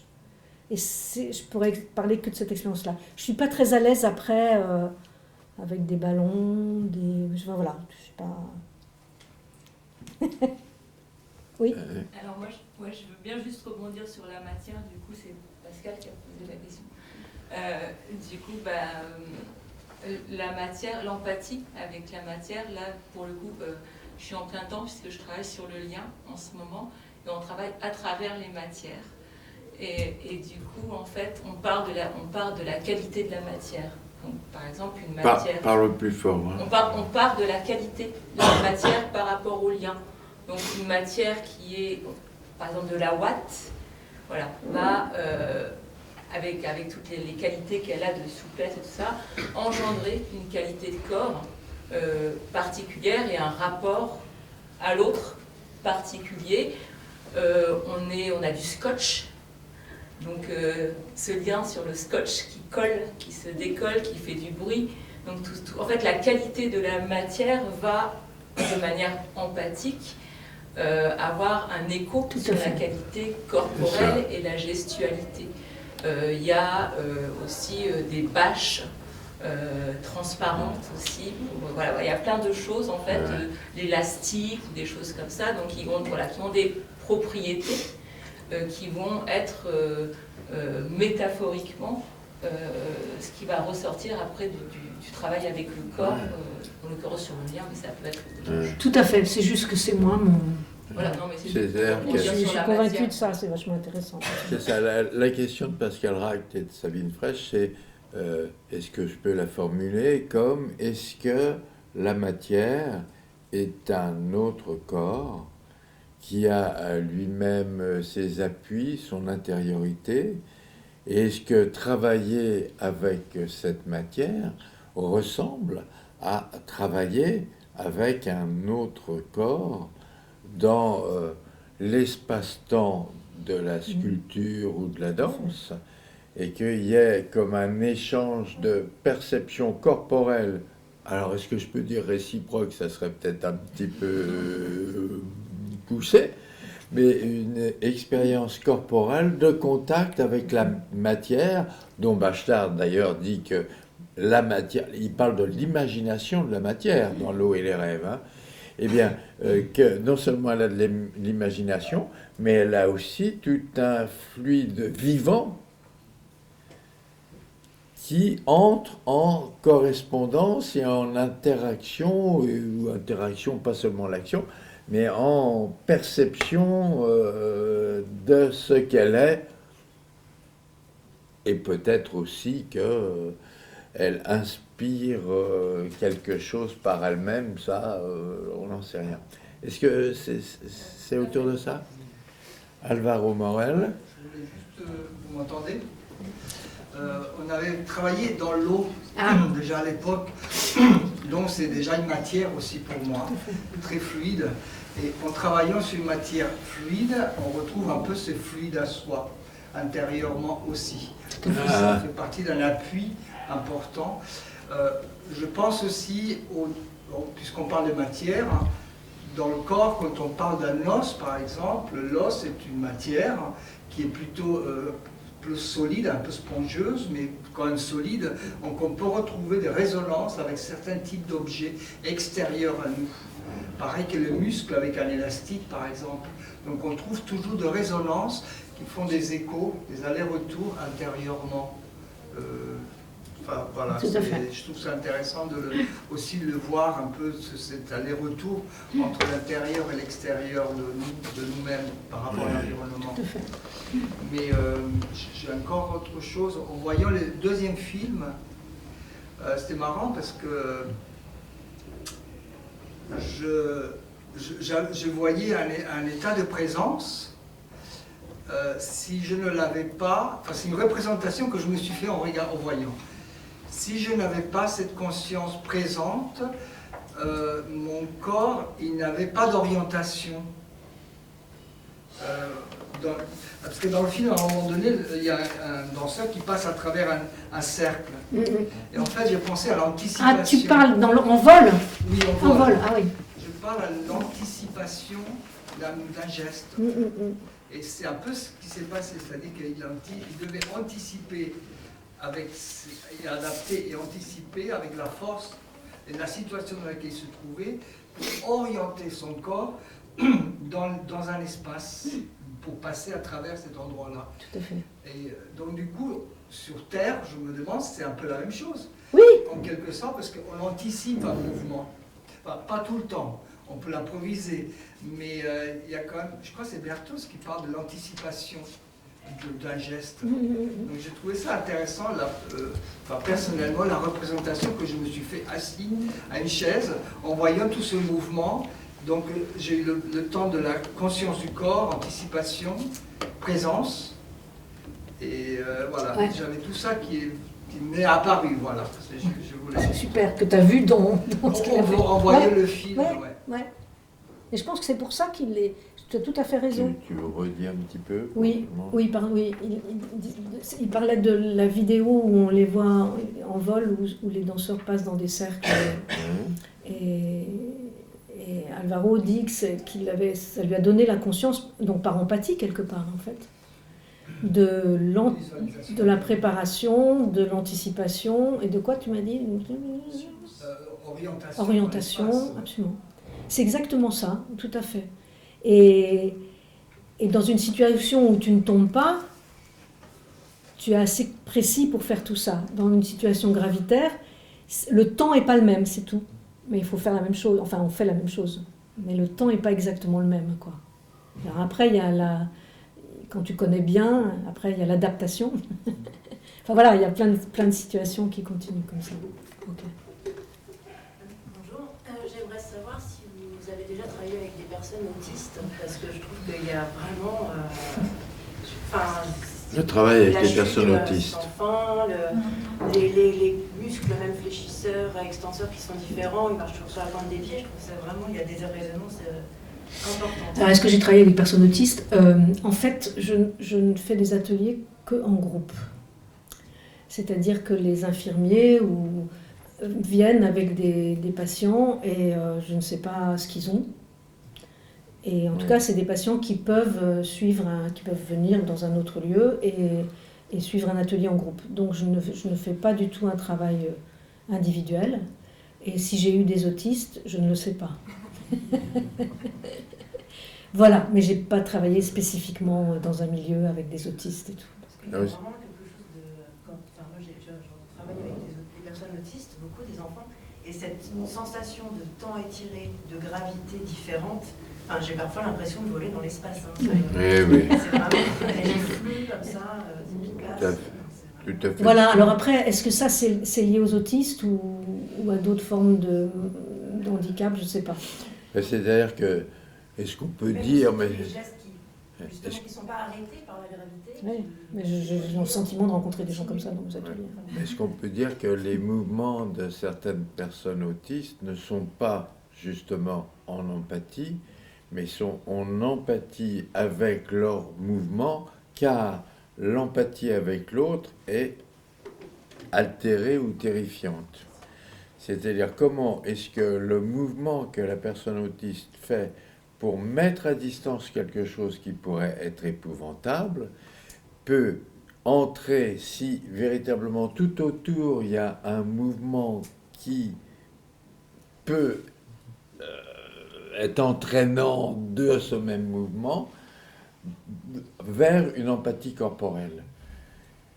c'est tout un art que veut dire le mouvement pour quelqu'un qui est autiste, qui est entre les autres et moi, je mets l'interposition d'un mouvement de moi à moi, parce que moi à l'autre, c'est vraiment trop difficulteux. Et est-ce que justement, dans cette contamination, je dirais, empathique avec les autres, est-ce qu'il n'y a pas de dépassement d'un mouvement de soi à soi pour éviter le mouvement à l'autre? Tout ça, c'est un peu compliqué. Mais c'est vrai qu'on pourrait saisir quelque chose qui peut être très intéressant.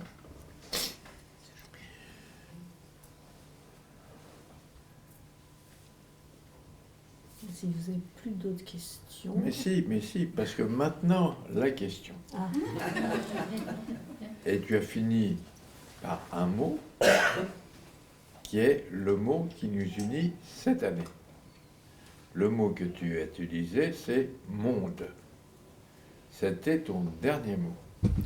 Maintenant, la question que je te pose, c'est simplement l'avenir de l'humanité. Non, c'est pas tout à fait ça. C'est en quoi est-ce que te programmer dans cette année où l'interrogation de l'art conspire, l'art anticipe, l'art inspire. Sous-entendu, est-ce que les formes exploratoires du monde, enfin les formes exploratoires de l'art, peuvent anticiper d'autres façons de concevoir le monde au-delà de la simple, au-delà de l'expérimentation et artistique et d'accompagnement dit thérapeutique. Est-ce que tu penses qu'il y a en germe quelque chose qui pourrait modifier nos appuis pour concevoir une autre façon de concevoir le monde, un petit peu comme il y a 1 an ou 2, on avait fait médiation, l'interrogation sur la médiation pour une société de l'horizontalité. Là, tu parles beaucoup de verticalité. Nous sommes dans un monde de verticalité autoritariste, disons très simplement, et de verticalité de soumission et d'intention, mais pour le coup d'intention sur l'autre. Est-ce que ce que tu décris là, et ce que tu induis comme autre façon, comme John Le Guilherme parle d'autres agencements, mais c'est aussi, il y avait Guattari et Deleuze qui le disaient, eh bien, est-ce que tu penses qu'il y a une autre façon d'être au monde qui pourrait augurer d'autres façons d'être socialement, je dirais même, enfin, quelque chose comme ça? Comme je disais tout à l'heure, je pense que l'expérience de la pesanteur, elle a vraiment à voir à ce qu'on vit actuellement quand on est traversé par tous les réseaux, qu'on a le sentiment d'être quelque part, mais qu'on n'est jamais vraiment quelque part et tout. Et ça, c'est un monde qui se transforme. Oui. Et par rapport à ce monde qui se transforme, l'idée du corps comme unité de mesure, à mon avis, c'est vraiment l'endroit qu'il faut développer pour trouver son autonomie, ses prises de décision, sa réalité personnelle et tout, dans le rapport à ce monde-là. Et ça, je pense que... Enfin, bon, évidemment, je suis chorégraphe, donc je pense... Moi, la seule chose que j'ai à transmettre sur le plateau, et même dans les cours et tout ça, c'est vous avez un corps, il vous ouvre des possibles. Allez dans ce corps, prenez ce corps en considération, et il va vous ouvrir des possibles que vous n'imaginez pas. Et ça, et donc l'expérience de la pesanteur, avec cette découverte du fait qu'il y a des forces incroyables qui bougent, qui circulent, sur lesquelles on peut s'appuyer et tout, dont on n'a pas obligatoirement conscience parce que la gravité les camoufle, et bien comme actuellement on pense qu'on sait, en fait on pense qu'on sait parce qu'on est lourd, mais on peut tout simplement repenser sa présence corporelle, pas qu'en fonction de la lourdeur et du poids. Et bien, évidemment, on s'appuie dessus. Quand je disais, la gravité, c'est bien aussi. Mais on peut se servir du corps comme voilà, comme d'un seul coup une compréhension du monde différente, avec des possibles différents. Donc ça me semble... voilà, c'est essentiellement le message. J'ai pas tellement un autre message à donner que celui-là. C'est pas un changement, c'est juste... on est différent, on peut être différent et on a des capacités qu'on n'imagine pas. Et cette empathie, c'est ça. C'est-à-dire essayer de développer dans le corps des autres cette empathie avec ces capacités-là, qui sont des possibles pour comprendre le monde autrement. C'est deux choses quand même que tu as dit, c'est le corps comme unité de mesure, mais c'est aussi cette notion d'empathie corporelle. Et c'est vrai que il n'y a qu'à prendre le métro, on sait on perçoit que l'empathie corporelle a bien disparu, hein, même avec le temps. Je veux dire, elle disparaît complètement. Très étonné. Hein. Oui. Mais même tout à l'heure, tu vois, on sort du métro, il y a des gens qui se bousculent pour entrer. Je dis, laissez-nous sortir quand même de la rame. Hein. Avant que tu signes ton livre, je vais dire les prochains intervenants. Et c'est drôle parce que, sans le vouloir, on est vraiment dans un peu le même paradigme, là, l'intelligence artificielle, le praticien des espaces de point de vue. Tu vois, la prochaine fois, c'est encore un photographe avec Christian Gattinoni, qui est donc commissaire d'exposition et qui a été prof à Arles, je ne sais pas s'il est encore, et Mathieu Farcy, et non pas Eric Dexheimer, hein, qui n'a pas pu venir, qui lui était un photographe des fragments de corps à la morgue, avec tout ce qui s'en émanait. Donc on est toujours dans des... Mais là, il n'a pas pu venir. Donc c'est Mathieu Farcy, photographe, faire avec les invisibles, c'est-à-dire qu'il photographie non pas les invisibles, mais ce qui est caché, comme par exemple les gueules cassées de la Première Guerre mondiale.